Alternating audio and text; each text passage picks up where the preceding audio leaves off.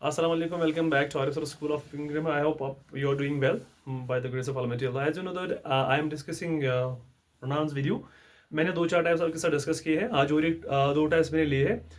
Very important for the students of class 11th and 12th as well as 10th, क्योंकि इसमें concept है that is relative clause. उन्हीं इसी वो clear हो जाएगा इसी टॉपिक से. I hope you will enjoy this video with me and thank you for your support and for your love.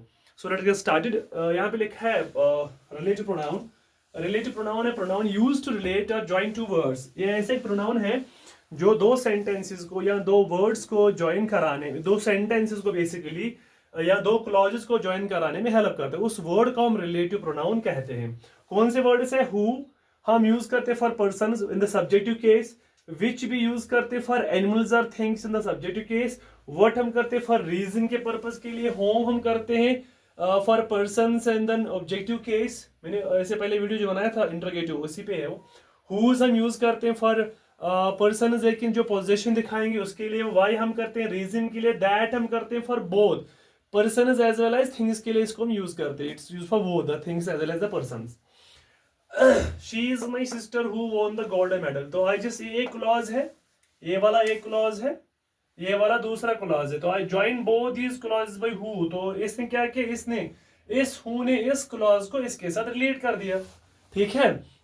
And I just use who in place of sister and sister is noun. तो who क्या बन गया? Pronoun. अब कौन सा pronoun बन गया? क्योंकि इसने इस क्लॉज को इसके साथ रिलेट कर दिया तो हु बन गया रिलेटिव प्रोनाउन. वही तो डेफिनेशन है इसकी. A pronoun used to relate or join two clauses together. जहां पे दो सेंटेंस को दो क्लॉज को ज्वाइन कराते उसको हम कहते हैं relative pronoun. Relative compound pronouns नहीं पढ़ा होगा. A pronoun which is compounded with word ever. मैंने इसे पहले वीडियो में इसको दिखाया था आपको. एक ऐसा प्रोनाउन जहां पे हम क्या करते हैं, इस रिलेटिव प्रोनाउन के साथ एवर लगाते हैं. एवर लगाते हैं जिससे which ever, whoever, whenever, whatever, however. तो ये बनते हैं दो की कॉम्बिनेशन है. विच और ever, which ever, who and ever, whoever. इसको हम कहते हैं कंपाउंड या रिलेटिव कंपाउंड प्रोनाउंस. ये भी फंक्शन सेम करता है लाइक इट इज जो ये करता है. Whoever speaks the best wins the first prize. जो कोई सही बोलेगा उसको फर्स्ट प्राइज मिलेगा. I shall never forget you wherever I go. इसने इसको इसके साथ ज्वाइन किया भाई whichever, लेकिन ये कॉम्बिनेशन है दो वर्ड्स की, ये बनेगा रिलेटिव कंपाउंड प्रोनाउन.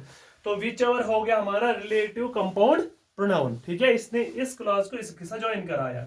अब एक नोट मैंने लिखा है, hope you understand both this types. Easy है. ये जो क्लॉज ये बनता है ना, ये वाला क्लॉज इसको हम रिलेटिव क्लॉज फिर कहते हैं. क्या बोलते हैं इसको हम? ये 10th के इंग्लिश में इसकी शायद 2-3 मार्क्स है. वहां पे 2-3 मार्क्स है. बिल्कुल इजी है. वहां सेंटेंस दिए होते हैं, उनको क्या करना होता है, चेंज करना होता है by using the relative pronoun. लेकिन प्रॉपर रिलेटिव प्रोनाउन यूज करने होते हैं. That's very important. Second thing, आप सेंटेंस को मॉडिफाई कर सकते हो. आप सेंटेंस को मॉडिफाई कर सकते हो while change the sentence from that simple clause to the relative clause by joining it with the relative pronoun के साथ. तो वहां हम सेंटेंस को मॉडिफाई कर सकते हैं. यही चीज जरूरी है. तो ठीक है. ये जो क्लॉज यहाँ पे who won the gold medal, इसमें सब्जेक्ट भी है, इसमें वर्ब भी है, तो ये बन गया relative clause. Relative pronoun is used close to its antecedent. तो ये एक नोट है, याद रख लीजिए. हम जब रिलेटिव प्रोनाउन का यूज करते हैं, ये बिल्कुल जो उसको फॉलो प्रोसीड कर रहा है उसी एंटेसिडेंट के बिल्कुल पास में इसको यूज करना पड़ता है. अगर मैंने इस हु को दूर यूज किया, मतलब for away from the antecedent, इसकी मीनिंग पूरी चेंज हो जाएगी. Very very important point two remember. मैंने क्या ये क्या है, सिस्टर ये नाउन है, किसी इसको मॉडिफाई किया? हु नहीं, बिल्कुल मैंने हु इस नाउन के बिल्कुल पास में, इसके बाद ही मैंने यूज किया. वही तो मैंने लिखा. Relative pronoun is used close to its antecedent. तो इस प्रोनाउन को मैंने बिल्कुल इस एंटेसिडेंट के पास में यूज किया, दैट इज हु. अगर मैं इस हु को कहीं और पे यूज करता, दूर यूज करता, तो सेंटेंस की पूरी मीनिंग ही चेंज हो जाती. तो सेंटेंस ग्रामेटिकली इनकरेक्ट हो जाता. ठीक है. तो याद रख लीजिए, जितना पॉसिबल हो सके एंटेसिडेंट की बिल्कुल. अगर यहाँ पे सपोज भी टाइम होता, मैं यहाँ पे वेल लगा लेता. यहाँ पे थिंग होता, यहाँ पे विच लगा लेता.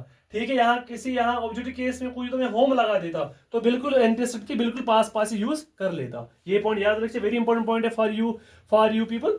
I hope you understand today's lecture. Thank you for your support and your love. अगर आपको मेरा कंटेंट पसंद आ रहा है तो यू कैन